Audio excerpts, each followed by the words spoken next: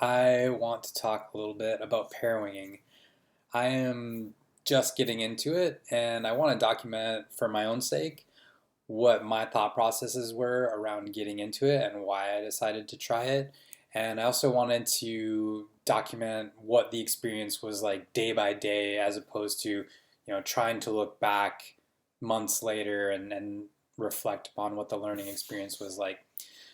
So first and foremost, I want to talk about why I am choosing to give the parawing a shot because I didn't do it when the V1 Maliko came out from BRM. I saw it and I thought it looked interesting, but it looked like a downwind only tool. And that's still a lot of what I see it being used as.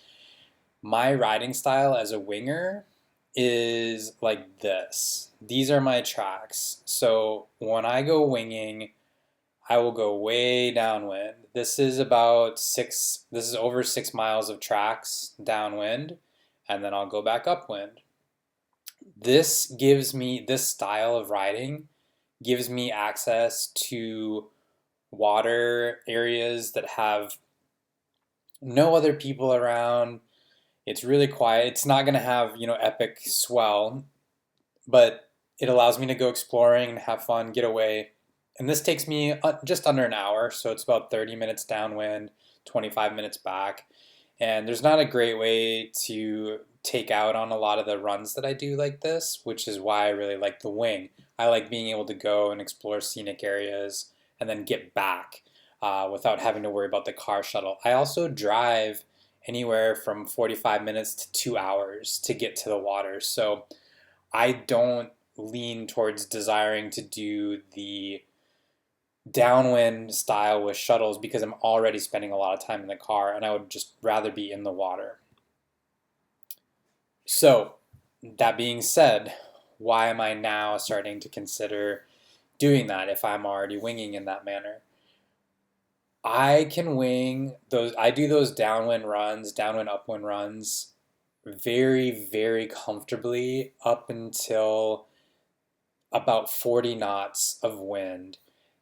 30 knots, still super solid. 35 knots, still super solid. 40 knots gets me to a point where I have to use a really small wing. I've usually got to use a 2 meter, and it does great. It goes downwind great. It goes upwind great. But if I fall, if I am 6 miles away and I fall and the wind is 35 knots there instead of 40, depending on the kit that I have, I might not be able to get back on foil. And that really sucks. Plus, when you get beyond 40 and you reach towards 50 and 60 knots, going upwind just sucks. It's terrible. The swell is awesome. I've had some of the most epic swell rides in the most extreme winds, but then you've got to get back upwind, and that is kind of a bummer. And just a couple weeks ago, I was out, and the wind was really swirling, and it was 42 knots, I think is what it was, the gauges were reading. And I didn't think it was going to be that bad getting back upwind, and I had gone maybe 4 miles downwind. It was brutal. It was one of the best swell rides I'd ever had on the Silk 650, so just super fast, super maneuverable, tons of fun. But getting back upwind took, I think, 5 times as long as it took to go downwind. So that's a loss for me. I don't want to be fighting back upwind. So that's why this year I decided I wanted to buy a parawing that would enable me to go out and do downwind runs on huge days. I don't see it as a replacement for my wings. I see it as a supplement too.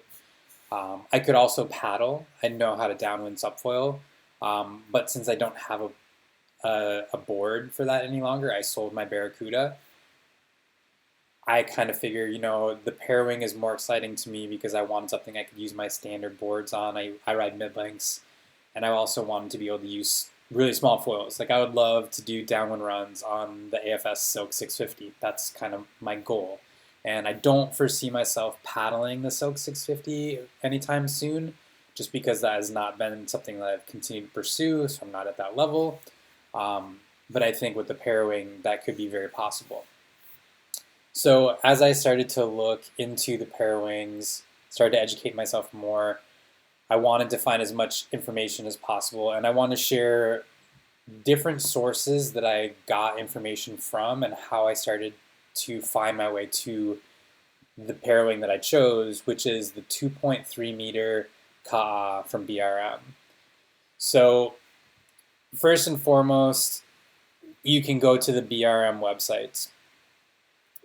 Greg has put a phenomenal amount of effort into educating people on his site, and all of this stuff, you should go through here and read, click on everything, read every single thing, try to learn about all of this stuff because it's phenomenal information. This chart here, this wind range for Greg, this was a really big deal for me. And specifically, I started looking at this Ka'a 2.3 and the wind range being, for Greg and what his weight is and the board that he's using, which is different than mine. You really got to look at all the details when you're trying to figure this stuff out. But I liked seeing how large this wind range was for these smaller parawings.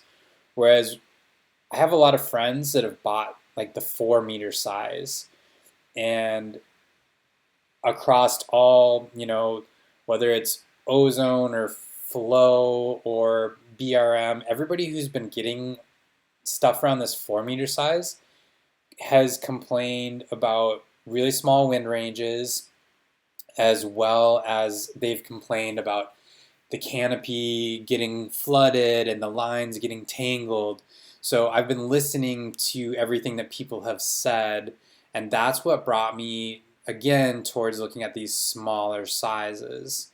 So the 2.3 is where I've landed, and I almost wonder if the 1.7 would have been the better, or will be the better choice for me down the road when I actually get my parawing skills up. So along with that, I wanted to show this specifically. I think it's in this on the parawing site. Nope, not this one.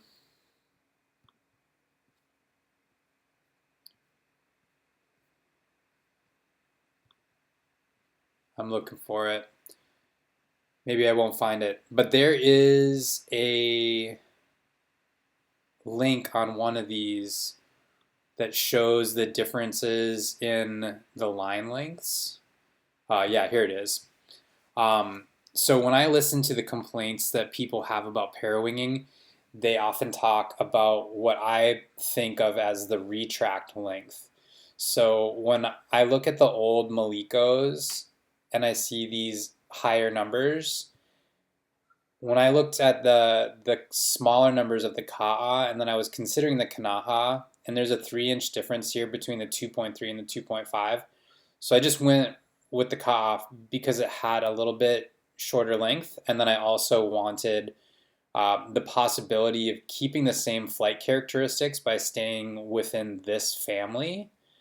And I wanted to know that if I wanted to go smaller, I could do that. But also, if I fell in love with parawing, I could go bigger very easily and do that. So the Ka'a is where I landed. Now, in order to get to the place where I had picked out the exact model, I like to read a lot, and I like to ask other riders who have experience doing this kind of thing, because I find that to be invaluable. Other riders' feedback is really great. So Greg has put a phenomenal amount of effort into his website. Go there, read that, try to figure out what you're wanting from it, and then also ask yourself what you want out of parawinging, because you intuitively are going to have a lot of good contributions to making that decision.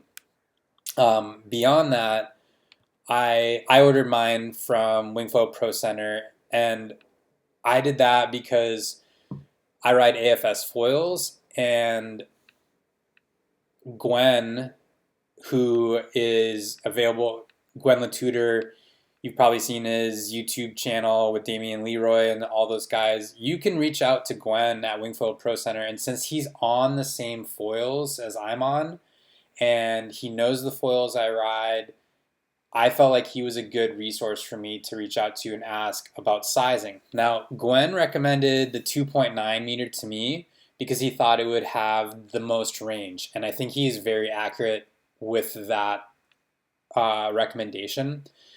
But I even told him, I think I'm going to go 2.3 because I don't want to replace my wings. The 2.9 would very much replace my 3-meter wing. I believe that once I got efficient, that 2.9 really could replace my 3-meter. Whereas the 2.3, I think that that's going to be the right call for me because I'm looking for the extreme end and then the 1.7 down the road. So this was a really good opportunity for me to talk to Gwen, talk about the foils I was going to be using. And I encourage people to reach out to them if you're looking to buy so you can learn more. But people are oftentimes intimidated by shops and talking to shop owners because they think that the shop is just trying to sell you something. So there's also Seabreeze forum, and very specifically this guy, Foil the Greats. He has Instagram, he has YouTube. I'm really sorry, I don't know what his actual name is, but what is great is that, again, he is on AFS foils just like me. He rides the silks just like me.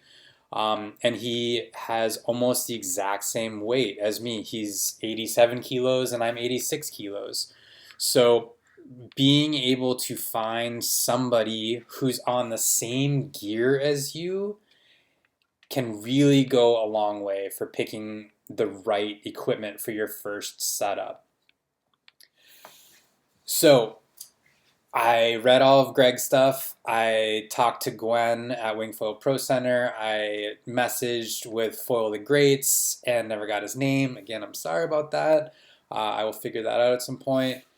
And I specifically looked, when I was looking at the Foil the Greats information, I was seeing that he was using sizes down towards 3-meter in really light winds, under 20 knots. And he was using it like I would have used a paddle. So he was using the parawing and grabbing a piece of swell to kind of chip in. He wasn't talking about using the parawing like we use wings. So he was able to use a really small parawing and chip in and then get up and ride.